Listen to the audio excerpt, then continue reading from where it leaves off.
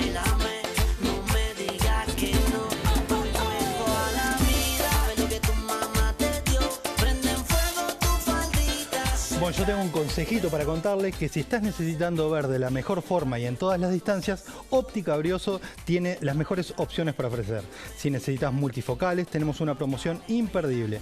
Multifocales con antirreflejo y armazón desde 10.490. Además lo podés financiar con todas las tarjetas de crédito. Los esperamos en Montevideo, en San José 1260, teléfono 2902-5051 o también en Ciudad de Canelones. Óptica Brioso tiene todas las opciones. Y yo, así como les conté esto de Óptica Brioso, le doy paso a los sillones, que nuestro amigo Fito tiene una entrevista tremenda. Y aquí estamos, y les cuento que estamos recibiendo aquí en nuestro living a José Sotelo, doctor en Ciencias Biológicas, profesor grado 5 en el Departamento de Genómica del IPSE, nivel 3 del Sistema Nacional de Investigadores, grado 5 del Programa de Desarrollo, un científico de lujo. Muchas gracias, bienvenido, gracias por venir. Muchas gracias por la invitación. Y aclaramos antes que nada que no es doctor. No, Vamos a estar hablando de una enfermedad, pero no es doctor. Exacto, soy doctor en ciencias. Ahí está, no es médico, No soy digamos, médico. ahí está. Pero bueno, vamos a hablar de una enfermedad que es bastante traidora, el Alzheimer, y que es, como quien dice, vulgarmente la demencia de los viejos, prácticamente. Es la forma de la enfermedad que explica la mayor cantidad de demencias. Ahí está, porque es un deterioro del sistema nervioso que es progresivo. Progresivo. Entonces, a cada uno le puede ir afectando por distintos lados, pero lo que sí es consciente es que va deteriorando tanto la memoria como la ubicación espacial, como todo. Sí, con la edad, los síntomas, o sea, hay mucho más riesgo de tener esta enfermedad, que es muy frecuente. Bien, y así para que doña Pocha lo entienda, ¿qué viene a ser el Alzheimer? ¿Es una sustancia que se concentra en determinados lugares? ¿Cómo es? No, el Alzheimer es en sí la enfermedad, pero lo que se sabe hoy día es que se acumulan unas proteínas, se pegotean entre ellas y se acumulan en el cerebro y tiene un efecto tóxico. ¿Sí? Los pacientes que padecen eso se les acumula más que en una persona que no lo está padeciendo y eso genera daño o neurodegeneración, degeneración del tejido nervioso, de las neuronas, que es lo que nos hace pensar, memorizar, ¿no? Hablar, escribir, recordar todo. Entonces se deterioran las funciones por el efecto tóxico de esas proteínas sobre las neuronas. Eso está comprobado. ¿Y esas proteínas, se sabe de dónde vienen? Sí, sí, se conoce mucho de la función de ellas, ¿no? La función normal, y se conoce qué es lo que desvía esa función y las hace acumularse, ¿sí? Pero lo que no se conoce de esta enfermedad es qué es lo que genera que se acumulen estas cosas. Ahí está, que se tranquen ahí, como que y no hay cura. Ahí está, ¿no? Bien. Entonces, ustedes, ¿qué se dedicaron a investigar frente a esto? Claro, frente a esto, primero hacer un poco de retrospectiva, que nosotros como científicos básicos siempre tenemos interés por cosas aplicadas como entender enfermedades. Mi laboratorio se dedica a cuestiones de, por ejemplo, la enfermedad de Chagas, pero también hace de Alzheimer, o sea, microbiología, genómica y patologías como esta. Siempre estamos muy interesados en tratar de aportar algo, aunque sea desde acá, este rinconcito del mundo, ¿no? Bueno, eso es maravilloso. Ahí va, te agradezco de vuelta. No, es maravilloso. ¿Por qué? Porque, ¿qué fue lo que hicieron? Mirá, lo que hicimos fue, primero, tener una caja de herramientas muy potente para entender cómo funciona el genoma. El genoma es enorme, gigante. Es enorme, es difícil de estudiarlo en un total, y nosotros tenemos la capacidad de estudiar, por ejemplo, cuántos genes se prenden y se apagan en un momento determinado. Fíjate que hace 20 años solo se podía estudiar de a uno. Nosotros ahora los podemos estudiar de a 20.000, de a 10.000. Claro. Mucha bioinformática incorporada a lo que se llama una ciencia nueva, que se llama la genómica. Entonces nosotros decidimos estudiar Alzheimer con aportes desde la genómica, que es el campo nuestro, uniéndonos con un grupo de Estados Unidos que es experto en Alzheimer, en modelos animales y biología celular de Alzheimer. Ese combo, ¿no?, se armó un poco desde Uruguay y Estados Unidos para hacer este trabajo que les interesó a ustedes. Pero, ¿y ustedes se contactaron con ellos? ¿Cómo fue? Es una cosa bien interesante, cómo nos contactamos con científicos de todo el mundo. Uruguay, a través de, por ejemplo, el Programa de Desarrollo de Ciencias Básicas, siempre hizo cursos de altísimo nivel donde traen muchos investigadores. Y ahí hacemos lo que se conoce hoy como networking. Sí, claro. Y nos juntamos por afinidades, por intereses. Y este es un caso, ¿no? Decíamos, bueno, ustedes saben esta tecnología, nosotros estudiamos Alzheimer, a mí me gustaba mucho hacer esas cosas y lo hicimos. Qué impresionante. Bueno, entonces, fueron a Estados Unidos a buscar determinada información porque ellos tienen otros estudios. Claro, para estudiar la enfermedad de Alzheimer, hay muchos investigadores que estudian en humanos en forma no invasiva, ¿verdad? Pero para hacer estudios que permitan comprender causa y efecto de estas proteínas tóxicas, hay veces que usar modelos animales.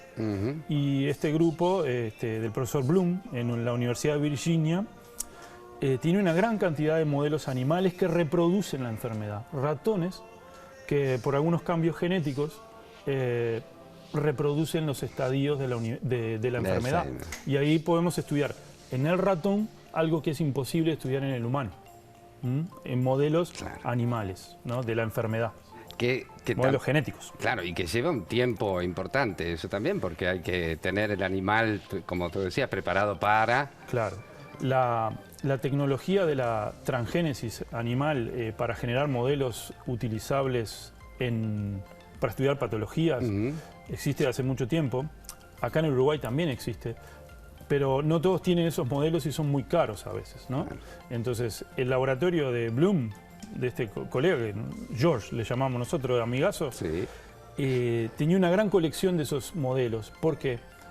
Porque allí se le sustituye un gen al ratón, o se le agrega un gen de estas proteínas tóxicas, se le coloca al ratón y el ratón empieza a tener déficits cognitivos, o sea, déficits de comportamiento o incluso memoria y degeneración neuronal. Entonces uno elige dónde quiere estudiarlo y nosotros tratamos de estudiarlo bien temprano porque las causas todavía no se conocen. Entonces estudiemos el animalito mucho antes de que los síntomas aparezcan. A ver si encontramos cosas interesantes. Eso es lo que... Antes de que se desarrolle la enfermedad, ¿hay síntomas entonces?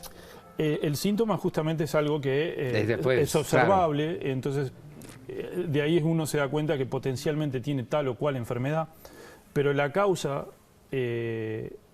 existe mucho antes que se vea el efecto. ¿Se puede detectar antes? Sí, se ven cambios, que eso es lo que uno busca. Nosotros usamos la técnica de tirar la red esta genómica para ver el efecto de los primeros apariciones de estas proteínas tóxicas en la actividad del genoma y en cómo se traducen proteínas, cómo se producen proteínas. Recordar la dimensión, que podemos ver de a miles de ellas a la vez.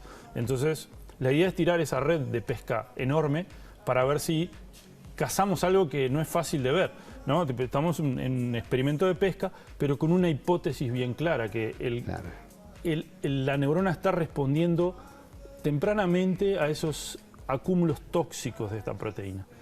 ¿Cómo responde? Bueno, eso es lo que tratamos de responder, de averiguar. ¿Para qué? Para construirnos una imagen temprana de lo que podría estar pasando en la patología. Ahí está. Ahora, ¿y esas proteínas que se acumulen? ¿Son esas? Sí, esa es una linda representación. Sí. Ahí está. ¿Se pueden disolver? Porque así como se acumulan ahí, no hay forma de... No. Ese es uno de los grandes focos de investigación, cómo combatir el pegoteo, el agregado. ¿Sí? Exacto. Entonces, a veces es, si lo combatís tempranamente, de repente prevenís el agregado. Si tenés el agregado y usás drogas que logren hacerlo, pero todavía no se han descubierto. No. Está difícil ese tema, ¿no? Lo mejor sería lograr evitar que esas proteínas se aglomeren. Y se transformen en tóxicas. En teoría sí, eso es como que uno de los... es un foco enorme de investigación esto, ¿no? Porque son proteínas que ya están en el cerebro. Tienen función normal. Pero cuando, por ejemplo, la mayoría de los casos de Alzheimer se entiende que son de causas multifactoriales. Bueno. Pero algunos son genéticos, el 1%, ¿sí? Esas proteínas que yo te menciono tóxicas a veces tienen una mutación y ya si tenés esa mutación es muy probable que lo desarrolles al mal, ¿no? Entonces nosotros estudiamos esas en particular, mutaciones que automáticamente generan la enfermedad. Pero entonces hablamos de que hay un porcentaje hereditario. Muy bajo. Muy bajito. Muy bajo. Hay algunos genes que son importantísimos y si esos tienen variantes o modificaciones, sí, hay un enorme riesgo, ¿no?, de que la persona desarrolle. Pero la gran mayoría... ¿Son ambientales? Son no, se habla de que tenés ciertos factores que aumentan el riesgo de tener la enfermedad. Ciertos factores. Y ahí hay una gran variedad de ellos, ¿no? Desde la alimentación. Lo familiar también, un antecedente también aumenta el riesgo. Claro. Hay algo genético, pero un componente pequeño, y los que son genéticamente claros son un 1% nomás, de todos, ¿no? Ahora, este estudio que ustedes están haciendo, esta mega colaboración entre ellos y nosotros, se publicó en una revista, que es esto que tenías por acá. Sí, te lo traje nomás para que la audiencia lo vea. Dice todo. Sí, que quedamos muy contentos cuando sale Claro, esto. porque para nosotros que no entendemos nada, de repente sí se publicó. Pero para un científico que en unas revistas de este estilo se publique un trabajo de ustedes, es porque... Es porque, primero porque lo revisaron nuestros pares, que son expertos en el tema. Claro. Y dijeron, lo que tú produjiste, los datos que están acá son interesantes, originales y son de calidad. Entonces ahí dan el ok para que se publique. Y eso después lo lee la gente, todos los investigadores, y se ve si es totalmente cierto o no, lo van trabajando a ver qué les sirve, ¿no?, para dar un paso más. O sea, ponemos un ladrillito en una gran pared, ¿no? Pero es un reconocimiento brutal de este paisito que somos así chiquititos. Es más, en Estados Unidos hay más gente con Alzheimer de la población que tenemos acá. Sí, hay alrededor de como 6 millones. Yo leí eso y dije, sí, es increíble. Más que toda la población uruguaya. Sí, es que es una patología tremenda y es frecuente, ¿no? Ese es un grano de arena en todo. Hay que ser humilde también, ¿no? Hay aportes, ¿no?, de diferente escala. Pero lo que hicimos aquí, yo te puedo asegurar de que no estaba hecho antes. Claro. ¿Sí? Eso es lo que hacemos acá en Uruguay, en Estados Unidos. Estar un poco en la frontera con el objetivo de, no sé, de apoyar ahí y dar pistas nuevas. ¿Y ahora? ¿Cómo sigue esto? Ahora sigue, digamos, tomando acá generamos muchos hilos para adelante, ¿no? Tomando el que más nos interesa, ¿sí? De repente una de estas proteínas que se traduce anormalmente muy tempranamente y trabajando sobre eso para ver cuál es su rol en el desarrollo futuro de la patología. Acá generamos una gran cantidad de datos, la genómica trabaja con una enorme cantidad de datos y genera, ¿no? Genera millones de datos, ¿sí? Y es interesante porque estos datos se disponibilizan en grandes bancos de datos para que todo el mundo pueda acceder. O sea, este trabajo no solo lo lees, sino que podés tomar los datos originales y estudiarlo de vuelta. Qué brillante. Sacando cosas nuevas, capaz. Es brillante. Esto yo no solo espero que se sienta orgulloso todo el mundo de que uruguayos fueron los que lo están haciendo, sino que además también convoque a un montón de gente joven a venir por esta rama. Porque cada vez más estamos teniendo frecuentemente científicos que es atractiva esa... Sí, el primer autor, ¿no?, al cual le agradezco mucho, que se llama Guillermo Isman, es estudiante de doctorado mío, ¿no?, pero es estudiante de doctorado del Uruguay. Es algo que se genera acá. Él es un científico nuevo que está progresando y tirándose más para adelante en algunos de estos temas, en otros temas microbiológicos. O sea, es alguien que va a aportar al país, ¿no? Yo organicé el equipo, pero el que agarró el pico y la pala es Guillermo, que está ahí de primer autor. Nada, muchísimas gracias por contarnos, por compartir esto que nos llena de orgullo, por lo menos a mí, y nada, y que pueda contagiar a muchos jóvenes para que se dediquen a la investigación, que está buenísimo. Yo te agradezco, Pila, la oportunidad sobre todo de compartir eso último, transmitir entusiasmo, transmitir que en las instituciones uruguayas se hacen cosas de alto nivel y importantes para la gente, que queremos ayudar a la gente con lo que podemos aportar desde nuestro ángulo. Es impresionante.